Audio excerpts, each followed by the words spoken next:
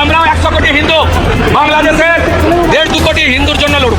বাংলাদেশের সঙ্গে যুদ্ধ ভারতের কাছে তো কয়েকদিনের ব্যাপার নয়, কয়েক মিনিটেই ফয়সলা হয়ে যাবে। ভারত কেন আমেরিকাও এসে কোনোদিন বাংলাদেশ দখল করতে পারবে না। বাংলাদেশকে কয়েক মিনিটেই দখল করার হুমকি, আর সেই বক্তব্য ঘিরে দক্ষিণ এশিয়ার রাজনীতিতে শুরু হয়েছে নতুন উত্তেজনা।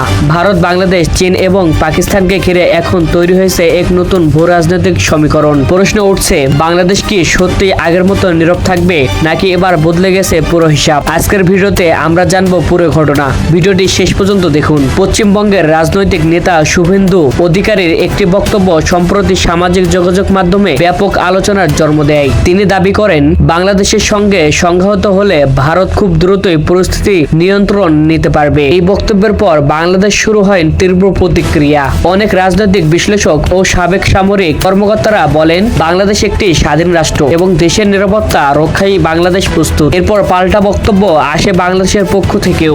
সাবেক সামরিক কর্মকর্তা মেজর হাফিজউদ্দিন আহমেদ বলেন, বাংলাদেশকে দখল করা এত সহজ নয়। এদিকে সীমান্তে কাঁটাতারে বেড়া নির্মাণ ও নিরাপত্তা বাড়ানোর সিদ্ধান্ত নতুন করে উত্তেজনা বাড়িয়েছে। ভারতের পক্ষ থেকে বলা হচ্ছে, এটি অনুপ্রবেশ ঠেকানোর জন্য নেওয়া হয়েছে। তবে বাংলাদেশের বিশ্লেষকদের দাবি, এ ধরনের পদক্ষেপ দুই দেশের সম্পর্ককে আরো জটিল করতে পারে। বাংলাদেশের বর্তমান অবস্থা হলো, দেশের সার্বভৌমত্ব নিয়ে কোনো আপোষ নয়। সরকারের বিভিন্ন পর্যায় থেকেও জানানো হয়েছে, বাংলাদেশ এখন নিজের স্বার্থ অনুযায়ী আন্তর্জাতিক সিদ্ধান্তই পরিচালনা করছে। সবচেয়ে বেশি আলোচনায় এসেছে চীন এবং পাকিস্তানের বিষয়টি। বিশ্লেষকদের মতে, বাংলাদেশ এখন নতুন কৌশলগত সম্পর্ক গড়ে তুলছে। তিস্তা প্রকল্পে চীনের সম্ভবত বিনিয়োগ নিয়ে নতুন আলোচনা শুরু হয়েছে। অন্যদিকে বাংলাদেশ ও পাকিস্তানের মধ্যে নিরাপত্তা সহযোগিতা নিয়ে যে খবর সামনে এসেছে, তা ভারতের জন্য নতুন কৌশলগত চাপ তৈরি করতে পারে বলে ধারণা করা হচ্ছে। কারণ দক্ষিণ এশিয়ার রাজনীতিতে নতুন জোট মানেই সমীকরণ। একসময় বাংলাদেশকে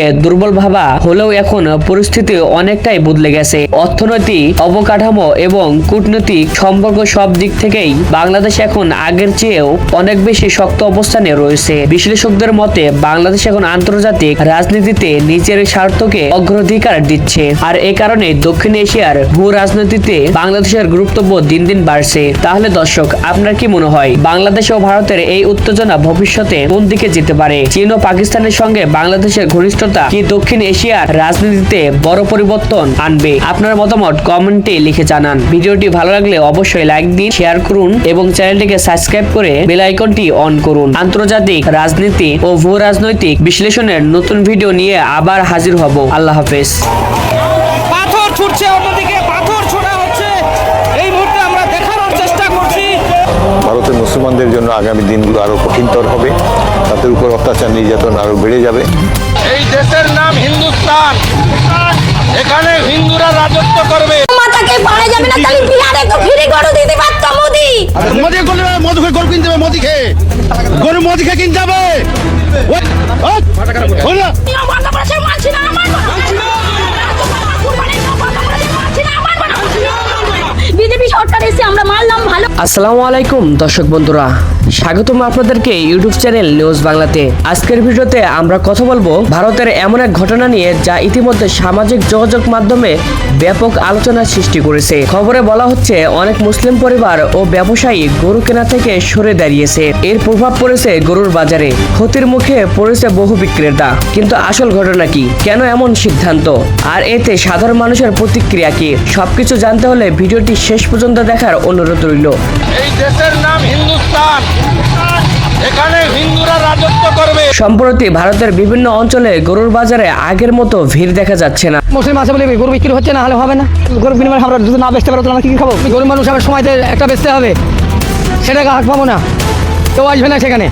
সেখানে যদি না পাই আমি। বিক্রেতাদের অনেকে অভিযোগ করছে, ক্রেতা কমে যাওয়ার কারণে তাদের ব্যবসা বড় ধরনের ক্ষতি হচ্ছে। বিশেষ করে মুসলিম সম্প্রদায়ে একটি অংশ গরু কেনা বেচা থেকে দূরে সরে যাচ্ছেন বলে দাবি করা হচ্ছে। সামাজিক মাধ্যমে ছড়িয়ে পড়া ভিডিওতে দেখা যায়, কিছু ব্যবসায়ী হতাশ হয়ে পড়েছেন এবং অনেকে আবেগপ্রবণ প্রতিক্রিয়া দিচ্ছেন।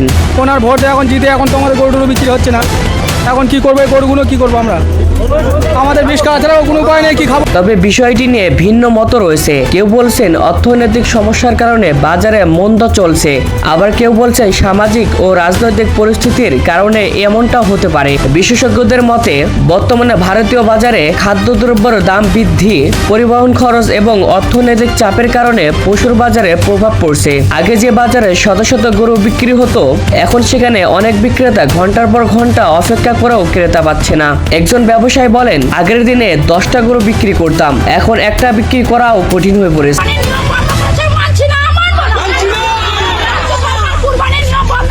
এদিকে অনেক সাধারণ মানুষ বলছেন বর্তমানে পরিস্থিতিতে সংসার চালানো কঠিন হয়ে পড়েছে, তাই আগের মতো বড় বাজেটে পশু কেনা সম্ভব হচ্ছে না। ভিডিওটি সামাজিক যোগাযোগ মাধ্যমে ভাইরাল হওয়ার পর শুরু হয়েছে নানা আলোচনা। কেউ ব্যবসায়ীদের প্রতি সহানুভূতি প্রকাশ করছেন, আবার কেউ বলছেন পুরো ঘটনাকে অতিরঞ্জিত করা হচ্ছে। facebook.com এবং ইনস্টাগ্রামে হাজার হাজার মানুষ ভিডিওটি শেয়ার করছেন। অনেক ইউজার মন্তব্য করছেন এটি শুধু একটি বাজারের সমস্যা নয়, বরং সাধারণ মানুষের অর্থনৈতিক বাস্তবতার প্রতিফলন। সাধারণ মানুষের প্রতিক্রিয়া। স্থানীয় অনেক মানুষের মতে বাজারে এখন আগের মতো উৎসবের আমেজ নেই, অনেক পরিবার খরচ কমিয়ে দিয়েছে। একজন ক্রেতা বলেন, আগে প্রতি বছর গরু কিনতাম, কিন্তু এবার পরিস্থিতি ভিন্ন।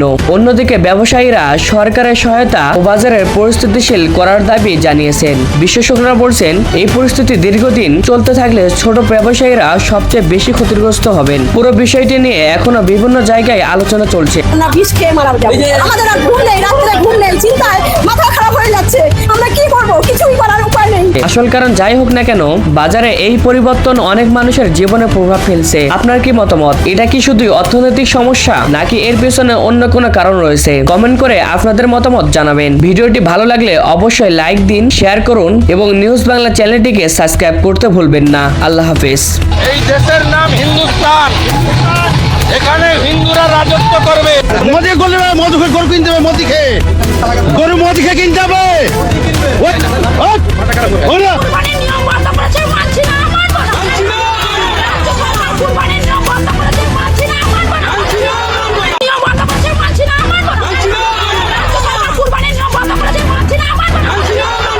বিজেপি সরকার এসে আমরা মানলাম ভালো, মাথাকে পাড়া যাবে না, তাহলে বিহারে তো ফ্রি গরু দিতে পারতো মোদি।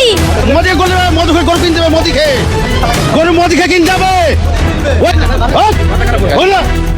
একদিকে ধর্মীয় উৎসব, অন্যদিকে আতঙ্ক, দুশ্চিন্তা আর অনিশ্চয়তা। পশ্চিমবঙ্গে কি সত্যিই কুরবানির বাজার ধ্বংসের পথে?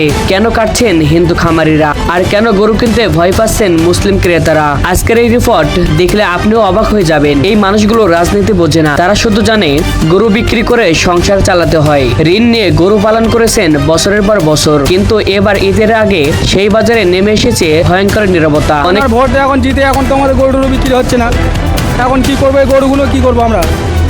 বলছে আমরা হিন্দু মানুষ, ব্যবসা করে খাই, এখন কেউ গরু কিনতে আসছে না। এক সময় যেখানে হাজার হাজার ক্রেতার ভিড় থাকতো, আজ সেখানে দাঁড়িয়ে আছে উদিঙ্গন খামারিরা। কারণ মুসলিম ক্রেতাদের অনেকেই অভিযোগ করছেন গরু কিনে ফেরার পথে বাধা, হয়রানি, এমনকি হামলার ভয় পাচ্ছেন অনেকে। 2026 সালের নির্বাচনের পর পশ্চিমবঙ্গের প্রথমবারের মতো ক্ষমতায় এসেছে বিজেপি। তারপর থেকে গোরক্ষা আর কুরবানিকে কেন্দ্র করে এই দেশের নাম হিন্দুস্তান, এখানে হিন্দুরা রাজত্ব করবে। উত্তপ্ত হয়ে উঠেছে রাজ্যের বিভিন্ন এলাকা। সোশ্যাল মিডিয়ায় ভাইরাল হচ্ছে একের পর এক ভিডিও। কেউ বলছেন ধর্মীয় স্বাধীনতা হস্তক্ষেপ হচ্ছে, আবার কেউ বলছেন সবচেয়ে বেশি ক্ষতিগ্রস্ত হচ্ছে সাধারণ হিন্দু খামারিরাই। কেউ আবার বলছেন আমার 5 লাখ টাকা লোন, গরু বিক্রি না হলে আমি শেষ। ভাবুন তো, যে মানুষটা বছর জুড়ে কষ্ট করে গরু পালন করলো, ঈদের বাজারে যদি সেই গরু বিক্রি না হয়, তাহলে তার পরিবার চলবে কিভাবে?